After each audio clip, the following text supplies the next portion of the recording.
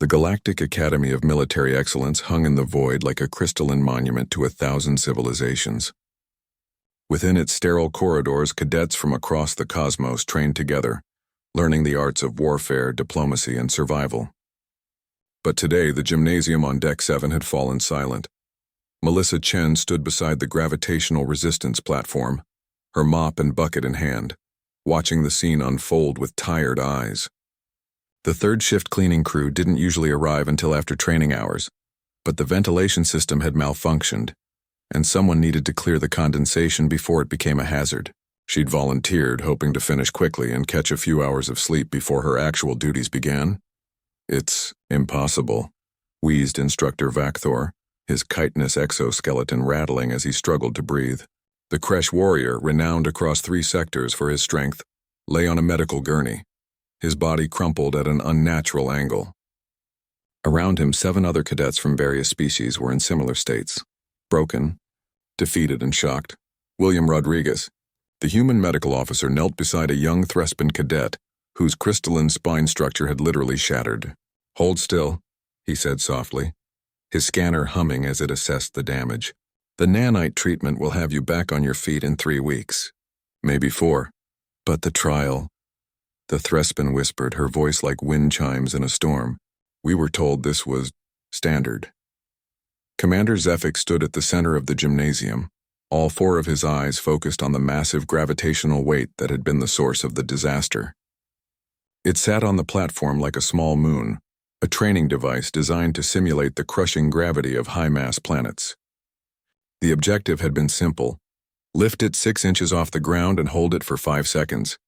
Standard resistance training for elite soldiers. 8 cadets had tried. 8 had failed catastrophically. "In 30 cycles of instruction," Zefik said, his translator struggling to convey his bewilderment, "I have never seen such injuries from a level 7 resistance test. The calculations were verified. The weight was appropriate for your species' physiological tolerances." "With respect, Commander," William said, standing and wiping his hands, "I don't think the equipment was calibrated correctly." "That thing has to weigh 47,000 kelligs," Zefik interrupted. "Approximately 12,000 of your human pounds. The Kresh can typically manage twice that. The Threspian 3 times. This should have been trivial." Melissa had been listening while she mopped, but now she paused. 12,000 pounds. She glanced at the weight, then at the control panel beside it. A red indicator light blinked steadily. The gravitational amplifier was still active, multiplying the weight's effective mass by a factor of 20. Commander?" she called out, her voice cutting through the tension. "I think I see the problem." Every eye in the room turned toward the human cleaning woman. She pointed at the panel with the handle of her mop. "The gravity multiplier is still on. Someone forgot to disengage it after the last drill." Zefik's skin rippled through several colors that William had learned meant profound embarrassment. The commander rushed to the panel, manipulated the controls, and the red light winked out. By the void, the actual weight they were attempting was about 240,000 pounds, William finished, his voice hollow. Roughly 120 tons. Silence descended like a shroud. The cadets on their gurneys stared at the weight with newfound horror. They hadn't failed. They'd attempted something that should have killed them instantly, and it nearly had. "This is a disaster," Zefik muttered. "The training schedule will need to be completely revised. The equipment will need recalibration certification. The Academy Board will demand an investigation." "Excuse me," Melissa said, still holding her mop. "Could someone move that thing? I need to clean under the platform. There's a puddle of coolant leak beneath it." Everyone stared at her. "Move it," Vakthor croaked from his gurney. "That weight nearly killed us." "Yeah, but the multiplier's off now, right?" Melissa set down her mop and walked over to the platform. She studied the weight for a moment, noting the reinforced handles on either side. "So it's back to 12,000 pounds. That's heavy but manageable." William recognized the look in her eyes, the same practical determination she brought to every task. "Melissa, wait," but she'd already gripped the handles. Her legs bent, her back straightened, and with a grunt of effort, Melissa lifted. The weight rose 6 inches off the platform. Then 12. Then 18. She held it there, breathing steadily, while coolant dripped from the platform beneath into the bucket she'd positioned earlier. "How long do you need?" she asked William. What? How long do I need to hold this? You said 5 seconds for the test, but if you need more time to clean, I can hold it longer. Commander Zefix made a sound no translator could render. Vakthor's eyes had widened to the size of dinner plates. The other cadets simply stared, their various forms of shock universal despite their alien physiologies.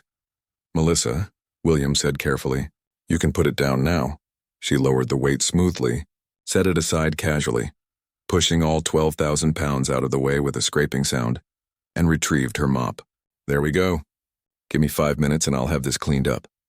As she worked, William approached Commander Zefix, whose translator was emitting small sparks. Commander, I should mention something about human evolution. Please do, Zefix whispered. We evolved on a high-gravity world. What you consider standard Earth gravity, 9.8 meters per second squared, is actually among the highest of any inhabited planet in the known galaxy. Humans have been living under crushing pressure since before we discovered fire. But she's a maintenance worker, Vakthor protested weakly. Not even a soldier. She works 12-hour shifts hauling equipment, moving cargo, and repairing machinery, William explained. On her off days, she goes to the gym. For fun. He paused. Also, she grew up on a farm. Lifting heavy things is literally what she did as a child. Melissa finished mopping and picked up her bucket. All done, Commander. Sorry about your cadets. That gravity multiplier thing is dangerous. You should put a bigger warning label on it. She nodded politely and headed for the exit. The weight of her cleaning equipment apparently no burden at all. As the door closed behind her, Zefix turned to William. Your species is terrifying, William smiled. We prefer to think of ourselves as resilient. But I'll tell you what really scares me, Commander. What? That's just a cleaning lady. Imagine what our actual soldiers can do.